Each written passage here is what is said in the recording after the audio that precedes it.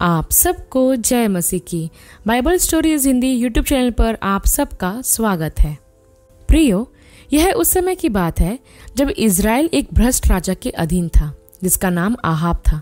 उसने एक दुष्ट स्त्री से विवाह किया था जो भ्रष्ट, अनैतिक, जादू टोना करने वाली और मूर्ति पूजक थी। उस स्त्री का नाम इजेबेल था। लेकिन आज की हमारी वीडियो ना तो राजा आहाब के ऊपर है और ना ही इजेबेल के ऊपर है, परंतु आज हम एक ऐसे व्यक्ति के बारे में बात करेंगे जिसने परमेश्वर के न्याय को स्थापित करने का साहस किया और इज़राइल से राजा आहाब और रानी इजेबेल के दुशासन का अंत किया। आज हम बात करने जा रहे हैं येहू के बारे में, जो इज़राइल के सबसे दिलचस्प राजाओं में से एक है, जिसके राज्य का आरंभ बहुत ही नाटकीय ढंग से होता है। मैं विश्वास करती हूँ कि राजा येहू की कहानी आपको उत्साह और उमंग से भर देगी, साथ ही आपको महत्वपूर्ण सबक भी देगी। आइए अब हम येहू के बारे में विस्तार से जानते हैं। जब इज़राइल पर दुष्ट राजा आहाब राज्य करता था, उस समय येहू इज़राइल के सैनिक का एक वफादार कमांडर था। वह एक शक्तिशाली, बहादुर और ईमानदार सैनिक था। लेकिन राजा आहाब ना तो परमेश्वर का भय मानता था और ना ही परमेश्वर की आराधना करता था। वह मूर्ति पूजा में लिप्त हो चुका था और ना सिर्फ वह अन्य देवी देवताओं की उपासना किया करता था, बल्कि उसने इज़राइल के लोगों को भी उभारा कि वह परमेश्वर यहोवा को छोड़कर बाल और अशेरा की उपासना करें। राजा आहाब और इजेबेल की दुष्ट और अनैतिकता ने परमेश्वर को क्रोधित कर दिया था। एक दिन जब येहू अन्य सेनापतियों के साथ बैठा हुआ था, तब एलीशा का एक सेवक येहू के पास आया और उसे एक अलग कमरे में ले गया और उसके सिर पर तेल डालकर उससे यह कहा कि इज़राइल का परमेश्वर यहोवा यह कहता है, मैं अपनी प्रजा इज़राइल पर राजा होने के लिए तेरा अभिषेक कर देता हूँ। तो तू अपने स्वामी आहाब के घराने को मार डालना, जिससे मुझे अपने दास भविष्यवक्ताओं के वरन अपने सब दासों के खून का जो इजेबेल ने बहाया बदला मिले, क्योंकि आहाब का समस्त घराना नाश हो जाएगा और मैं आहाब के वंश के हर एक लड़के को और इज़राइल में के क्या बंदी क्या स्वाधीन हर एक का नाश कर डालूंगा। और मैं आहाब का घराना नाबोत के पुत्र यारोबाम का सा और अहिया के पुत्र बाशा का सा कर दूंगा, और इजेबेल को इज़राइल की भूमि में कुत्ते खाएंगे और उसको मिट्टी देने वाला कोई ना होगा। ऐसा कहकर एलीशा का सेवक, जो कि एक नबी भी था, वह वहां से चला गया। लेकिन येहू उस नबी की बात से अचंभित था और वह उन बातों के विषय में सोच रहा था जो उस नबी के द्वारा उससे कही गई थी। येहू के संगी सेनापतियों ने उसका अभिषेक होते हुए देखा था। जब वह कमरे से बाहर आया तो उसके संगी सेनापतियों ने उससे यह पूछा कि वह नबी क्यों तेरे पास आया था। तब येहू ने उस नबी की बात को नज़रअंदाज करने का प्रयास किया और कमरे में जो बातें हुई थी उसे वह उन लोगों को बताना नहीं चाहता था। लेकिन उसके साथियों ने उसे विवश किया कि उन बातों को बताए जो कमरे में उस नबी के द्वारा येहू से कही गई थी। तब येहू ने उन लोगों को यह बताया कि उस नबी ने इज़राइल का राजा होने के लिए मेरा अभिषेक किया है। जैसे ही उन सेनापतियों ने येहू के मुंह से यह बात सुनी, वैसे ही उन्होंने येहू को इज़राइल का राजा घोषित कर दिया और वह नरसिंगा फूंककर यह कहने लगे कि येहू राजा है। उस दिन येहू ने यह जान लिया कि उसका जीवन बदलने वाला है। जैसे ही सेनापतियों द्वारा उसे राजा घोषित किया गया, वैसे ही उसके मन में परमेश्वर के उद्देश्यों की भावना जाग उठी। वह यह समझ गया था कि वह परमेश्वर के उद्देश्यों को पूरा करने का एक माध्यम है और परमेश्वर उसके द्वारा अपने न्याय को स्थापित करेगा। येहू का उद्देश्य और लक्ष्य स्पष्ट था कि उसे राजा आहाब और उसके घराने का सर्वनाश करना है। उसने बिना समय गवाए अपने उद्देश्य को पूरा करने की फुर्ती की और तुरंत अपने काम में लग गया। उसने अपने रथ और आदमियों को इकट्ठा किया और वे तेजी से इज़राइल की ओर चल पड़े, जहां आहाब का बेटा योराम युद्ध के घावों से उबर ही रहा था। येहू जानता था कि योराम ने अपने पिता आहाब और अपनी माँ इजेबेल के बुरे कामों को जारी रखा, लेकिन अब न्याय का समय आ गया था। इस बीच इज़राइल में योराम को पता नहीं था कि क्या होने वाला है। जब येहू निकट आया तो एक पहरेदार ने दूर से येहू के रथ की धूल देखी और राजा को इसकी सूचना दी। तब एक सवार उससे मिलने को गया और उससे कहा, राजा पूछता है क्या कुशल है। येहू ने कहा, कुशल से तेरा क्या काम, हटकर मेरे पीछे चल।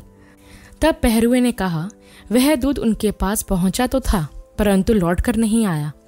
तब उसने दूसरा सवार भेजा और उसने उनके पास पहुंचकर कहा, राजा पूछता है, क्या कुशल है? येहू ने कहा, कुशल से तेरा क्या काम, हटकर मेरे पीछे चल। तब पहरुए ने कहा, वह भी उनके पास पहुंचा तो था, परंतु लौटकर नहीं आया। तब योराम ने कहा, मेरा रथ जुतवा। जब उसका रथ जुत गया, तब इज़राइल का राजा योराम और यहूदा का राजा अहज्याह दोनों अपने अपने रथ पर चढ़कर निकल गए और येहू से मिलने को बाहर जाकर इज़राइल नाबोत की भूमि में उससे भेंट की। येहू को देखते ही योराम ने पूछा, हे येहू, क्या कुशल है? येहू ने उत्तर दिया, जब तक तेरी माता इजेबेल छिनालपन और टोना करती रहे तब तक कुशल कहाँ। तब योराम राज फेर के और अहज्याह से यह कहकर भागा, हे अहज्याह, विश्वासघात है, भाग चल। तब येहू ने धनुष को कान तक खींचकर योराम के कंधों के बीच ऐसा तीर मारा कि वह उसका हृदय फोड़कर निकल गया और वह अपने रथ में झुककर गिर पड़ा।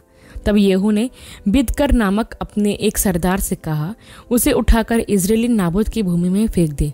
स्मरण तो कर कि जब मैं और तू हम दोनों एक संग सवार होकर उसके पिता आहाब के पीछे पीछे चल रहे थे, तब यहोवा ने उससे यह भारी वचन कहलवाया था।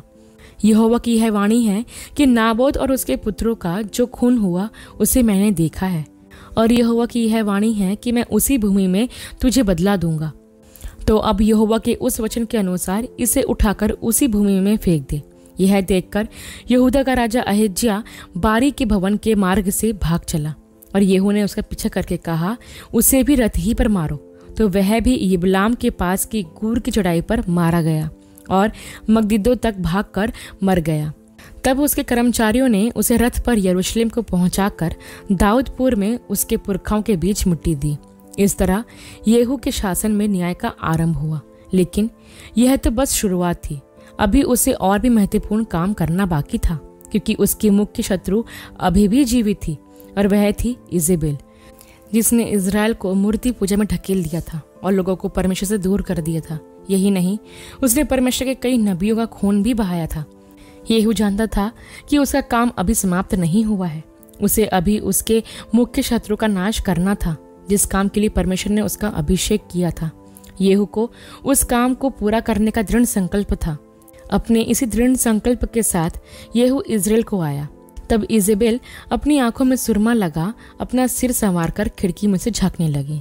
तब येहू फाटक में होकर आ रहा था। तब उसने कहा, हे अपने स्वामी के घात करने वाली जिम्री, क्या कुशल है? तब उसने खिड़की की ओर मुंह उठाकर पूछा, मेरी और कौन है? कौन? इस पर 2-3 खोजों ने उसकी ओर झांका। तब उसने कहा, इजेबेल को नीचे गिरा दो। अतः उन्होंने उसको नीचे गिरा दिया और उसके लहू के कुछ छींटे दीवार पर और कुछ घोड़ों पर पड़े और उन्होंने उसको पांव से रौंद दिया। तब वह भीतर जाकर खाने पीने लगा और कहा, जाओ उस श्रापित स्त्री को देख लो और उसे मिट्टी दो। वह तो राजा की बेटी है। जब वे उसे मिट्टी देने के लिए गए, तब उसकी खोपड़ी, पांवों और हथेलियों को छोड़कर उसका और कुछ न पाया। अतः उन्होंने लौटकर उससे कह दिया।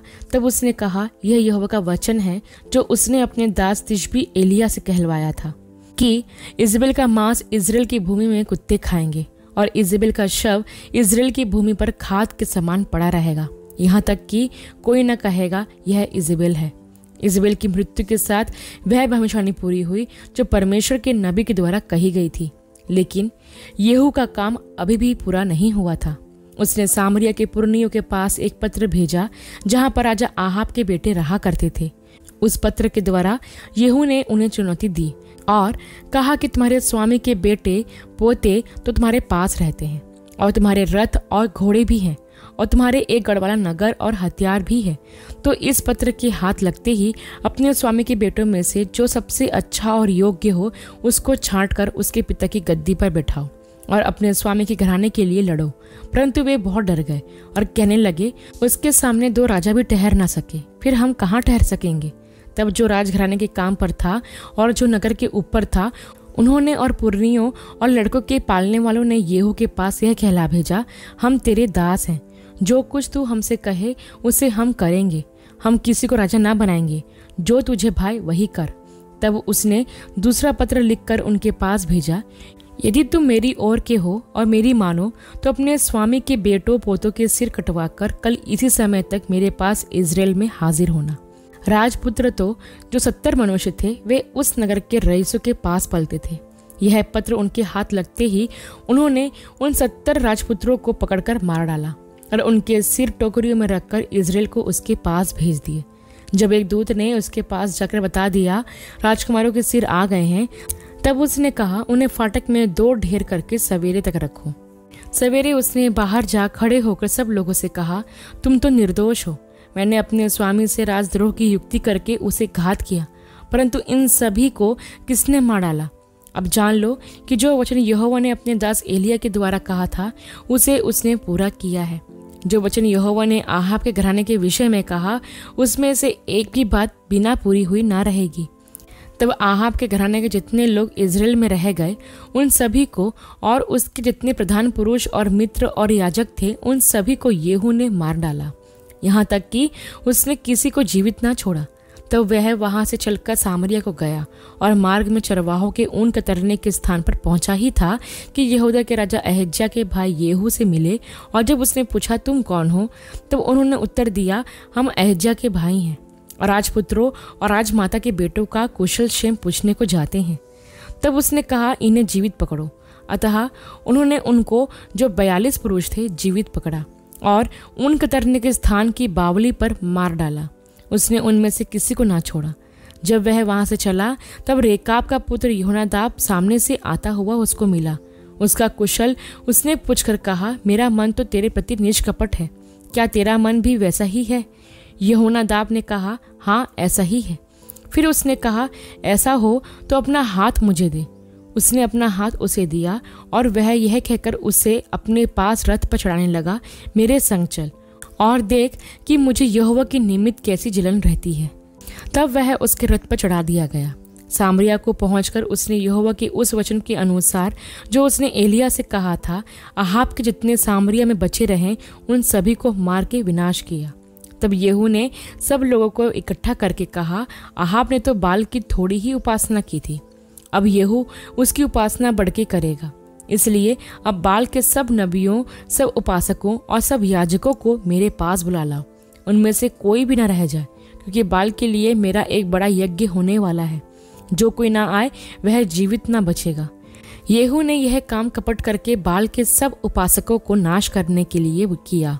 तब येहू ने कहा, बाल की एक पवित्र महासभा का प्रचार करो, और लोगों ने प्रचार किया। येहू ने सारे इजराइल में दूत भेजे।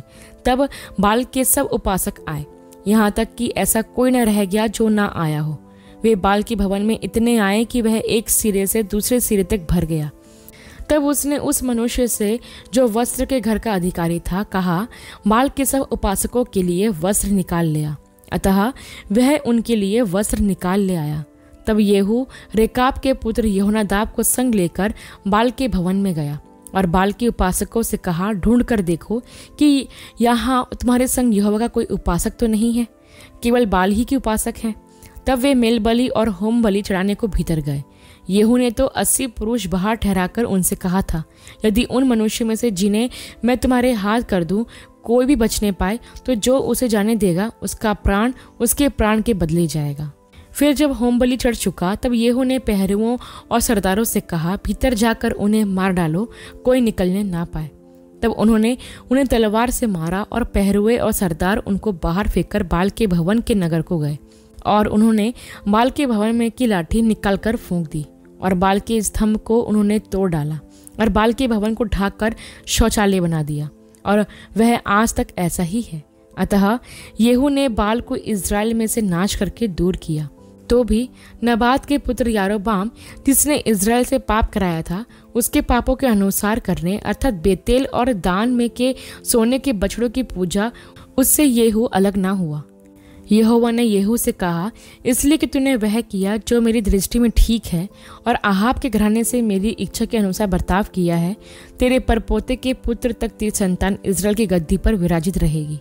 परंतु येहू ने इज़राइल के परमेश्वर यहोवा की व्यवस्था पर पूर्ण मन से चलने की चौकसी ना की, वरन यारोबाम जिसने इज़राइल से पाप कराया था उसके पापों के अनुसार करने से वह अलग ना हुआ। लेकिन प्रियो, समय के बीतने के साथ साथ येहू परमेश्वर के प्रति वफादार नहीं रह पाया। अपने शासन के आरंभ में परमेश्वर के काम के प्रति उसके अंदर जो लगन और जिज्ञासा थी वह अब कम हो चुकी थी, और वहां धीरे धीरे उन लोगों के जैसे काम करने लगा जिन लोगों को उसने स्वयं नष्ट किया था। कहने का मतलब यह है कि वह परमेश्वर से दूर हो गया और वही काम किए जिनसे परमेश्वर घृणा करता था। उसकी मृत्यु के बाद उसका बेटा सिंहासन पर बैठा, लेकिन उसने भी वही काम किया जिनसे परमेश्वर घृणा किया करता था। लेकिन परमेश्वर ने उस प्रतिज्ञा को पूरा किया जो परमेश्वर ने येहू से की थी कि उसके वंश की 4 पीढ़ी राजगद्दी पर बैठेगी। लेकिन येहू के वंशज ने परमेश्वर की खोज नहीं की और न ही परमेश्वर की उपासना की। वह परमेश्वर से दूर हो गए और परमेश्वर को छोड़कर दूसरे देवी देवताओं की उपासना करने लगे, जिससे परमेश्वर क्रोधित हुआ और उसने इज़राइल को उसके शत्रु के अधीन कर दिया। प्रियो, येहू की कहानी हमें कुछ महत्वपूर्ण सबक दी जाती है, जिसमें सबसे पहले यह है कि येहू में परमेश्वर का काम करने की लगन थी। जैसा कि हमने देखा कि जब उसका अभिषेक किया गया और उसे बताया गया कि उसे क्या करना है, तो उसने बिना समय गवाए अपने काम को करना आरंभ किया, अर्थात वह काम जो परमेश्वर के द्वारा उसे सौंपा गया था, और उस काम को पूरा करने की जलन उसके अंदर थी। हम देखते हैं कि जैसे ही उसका अभिषेक किया गया, उसने वैसे ही अपना काम आरंभ कर दिया और राजा आहाब के परिवार का सर्वनाश कर दिया। यहाँ हम यह सीखते हैं कि जब परमेश्वर हमें किसी काम के लिए चुनते हैं और हमारा अभिषेक करते हैं, तो हमें बिना समय गवाए परमेश्वर के उस काम को शुरू कर देना चाहिए जिससे हमें सौंपा गया है, ताकि हम उस काम को पूरा करके परमेश्वर की महिमा कर सके। हमारे अंदर परमेश्वर के काम को पूरा करने की वैसे ही जलन होना चाहिए जैसे येहू में थी। दूसरी महत्वपूर्ण बात यह है कि येहू कोई राजघराने से नहीं था और ना ही वह किसी राजा का बेटा था, परंतु वह सिर्फ एक सेनापति था। लेकिन जब इज़राइल परमेश्वर से दूर जा रहा था, उस समय येहू ही था जो परमेश्वर के प्रति वफादार बना रहा, जिसने बाल के आगे अपना सर नहीं झुकाया और ना ही अशेरा की उपासना की। यही वजह थी कि परमेश्वर के द्वारा उसका अभिषेक किया गया कि वह भविष्य में इज़राइल का राजा बने। वैसे ही प्रियो, यह मायने नहीं रखता कि हम क्या हैं, बल्कि मायने यह रखता है कि हमारे दिल में परमेश्वर के प्रति प्रेम और आदर है कि नहीं। यदि हमारा हृदय परमेश्वर के प्रति वफादार है, तो परमेश्वर को हमें ऊंचा उठाने में देर नहीं लगेगी। परमेश्वर हमें वह आदर और महिमा देगा जिसके हम योग्य भी नहीं थे। यदि हम यह चाहते हैं कि परमेश्वर हमारा उपयोग करे और हमें अपने राज्य को बढ़ाने का एक माध्यम बनाए, तो हमें हमारे हृदय को सही रखने की आवश्यकता है, ताकि परमेश्वर समय आने पर हमें ऊंचा उठा सके। आज हम क्या हैं यह मायने नहीं रखता, मायने यह रखता है कि भविष्य में हम क्या बन सकते हैं। येहू एक सेनापति था, लेकिन परमेश्वर ने उसे एक राजा बना दिया। वैसे ही परमेश्वर आपको भी ऊंचा उठाएगा यदि आप परमेश्वर के प्रति वफादार रहेंगे। तीसरी और अंतिम बात कि हमें पाप के हर निशान को पूरी तरह से मिटाना आवश्यक है, नहीं तो यह पाप धीरे धीरे हमारे जीवन को नाश कर देता है। जैसा कि हमने देखा कि येहू ने आहाब के परिवार को तो नाश किया, परंतु उसने मूर्ति पूजा को पूरी तरह से खत्म नहीं किया, जिसका प्रभाव इज़राइल में बना रहा और लोग फिर मूर्ति पूजा की ओर चले गए। यही नहीं, येहू भी परमेश्वर के प्रति वफादार नहीं रहा और उसने भी सोने का बछड़ा बनाकर उसकी उपासना की। यदि वह इज़राइल में से मूर्ति पूजा को पूरी तरह से नाश कर देता, तो इज़राइल फिर मूर्ति पूजा में नहीं लिप्त होता, लेकिन उसने ऐसा नहीं किया, जिसका परिणाम यह हुआ कि इज़राइल फिर से मूर्ति पूजा में लिप्त हो गया। वैसे ही प्रियो, यदि पाप का पूरा उपाय नहीं किया जाए, तो वह फिर से हमारे जीवन में जगह बना लेता है और धीरे धीरे करके वह अपने पैर पसार लेता है। इसलिए समय रहते हमें पाप से पूरी तरह निपटना बहुत जरूरी है, ताकि उसका कोई भी अंश हमारे अंदर ना रहे। बाइबल हमें यह बताती है कि येहू के शासन का आरंभ तो अच्छा रहा, लेकिन उसके शासन का अंत अच्छा नहीं रहा। उसने शुरुआत तो बहुत अच्छी की, लेकिन उसका अंत बहुत दुखदाई रहा। हमारे साथ ऐसा ना हो, इसलिए हमें येहू के जीवन से सबक लेते हुए अपने जीवन में सुधार करने की आवश्यकता है, ताकि हमारा अंत बहुत अच्छा हो सके, क्योंकि यदि अंत भला तो सब भला। आशा करती हूँ प्रियो कि येहू की कहानी का संक्षिप्त विवरण आपके लिए आशीषमय रहा होगा। अगले वीडियो में एक नए विषय के साथ आप सबसे फिर मुलाकात होगी। तब तक के लिए आप सबको जय मसीह की।